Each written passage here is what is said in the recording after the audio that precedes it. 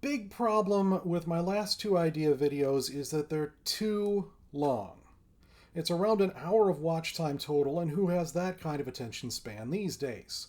So I'm going to try to sum up my concept in a lot less time, hoping that it'll help the concept gain more attention, possibly even the attention of the WoW developers themselves, because I think this idea has a lot of promise. I'm also renaming my whole concept to semi-borrowed power, which is accurate given the features that I added to it in the second video, but it's still faithful to the ideals that I put out in the other two videos, and it is set up to counteract the problems that borrowed power has had so far.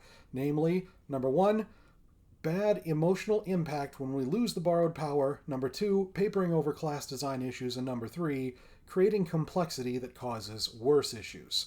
So I'll try to sum it all up as quickly as I can. First of all, we need to start with class and spec revamps before borrowed power is even considered. It seems like Blizzard is using borrowed power to paper over underlying class issues, or maybe they're intentionally leaving gaps in class design so that borrowed power can fill those gaps in and, in their minds, feel great for doing so. For example, Holy Paladins were lacking pretty much in the group healing department, and we have been since we lost our no cooldown group healing spell after Warlords of Draenor.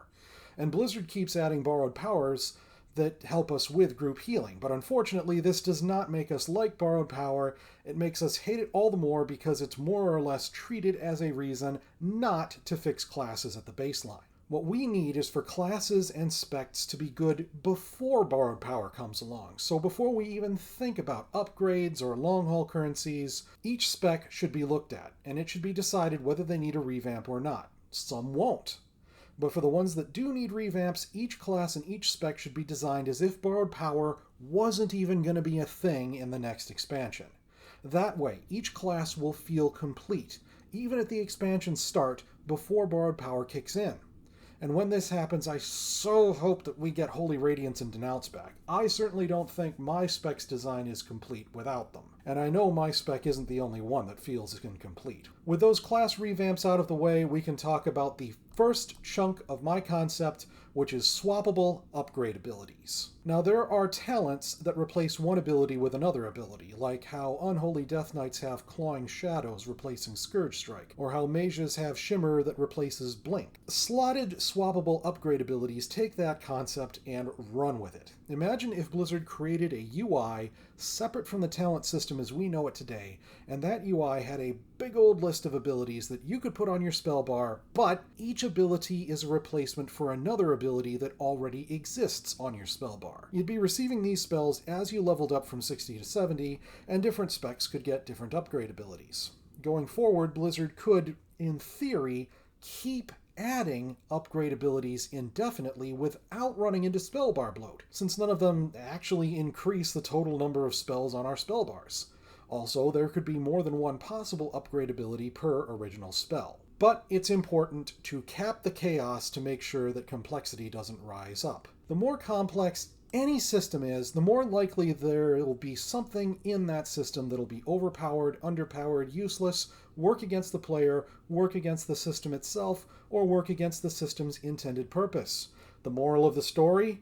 KISS. Keep it simple, stupid. And to help keep this system simple, I'd say that no more than 3 abilities can be upgraded at any one time. The more abilities that get added to the system, the more likely it is that 2 or more abilities will end up interacting in some kind of broken or overpowered way. If only 3 abilities are equipable at once, it'll make sure that no more than 3 abilities can interact, thus controlling the chaos. And while the class should feel complete at the start of the next expansion, before borrowed power kicks in, that doesn't mean that every upgrade ability we get should be complete as soon as we get it. For example, a Prismatic Spray ability that replaces Cone of Cold that randomly casts extra spells on the targets it hits might only be able to cast 2 possible spells when you first get it. But when you reach maximum level and are grinding for some currency from dailies and whatnot, then you can spend that currency to further upgrade Prismatic Spray to add more spells to the list of spells it randomly casts.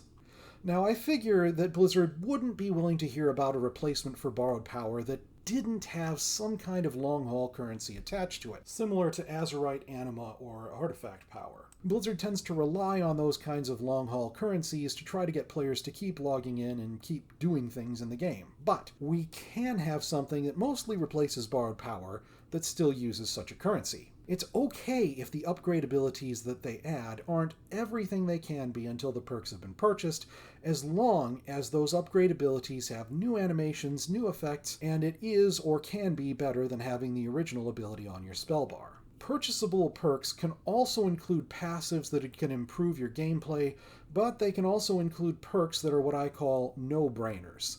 Things that boost a specific ability by a percentage in some way, whether power, range, resource cost, cooldowns, critical chance, or whatever. We had all kinds of those no-brainers in our artifact weapons back in Legion. Now, perks that alter your gameplay, such as things that give you procs, or perks that mature your upgrade abilities, those would be perks that should stay with the player as we go from one expansion to the next. But perks that do something like increase the damage or healing of a particular ability or group of abilities, those little no-brainers, those are the kinds of perks it's perfectly okay to have disappear when the expansion ends. The fact is, not everything about borrowed power is bad. In my opinion, Blizzard makes the mistake of acting like all the little bits and pieces of borrowed power are like those no-brainer ability buffing perks, and that players would not miss them when they vanished. But the opposite is true. The passives that we get from borrowed power that affect our playstyle or that change what we're capable of, or even active abilities that do those things, often leave our specs and classes broken when the borrowed power disappears. That's one of the big reasons why I started out by saying that the first step in the process of returning WoW to its glory days is reviewing classes and specs and making sure they feel complete before borrowed power enters the picture. But that being said, players often make the mistake of thinking that borrowed power is all bad. But we need to take a look at ourselves and ask, are we really missing the artifact traits that buffed Heart Strike's damage by 9%, or that boosted Cobra Shot's damage by 10%, or that buffed Prayer of Healing by 12%? Those are not what we miss. Losing those didn't break the classes. If borrowed power were nothing but those kind of no-brainer mini perks, we wouldn't be complaining. That's why I think the only perks that are in the borrowed half of semi-borrowed power should be those small no-brainer buffs like those.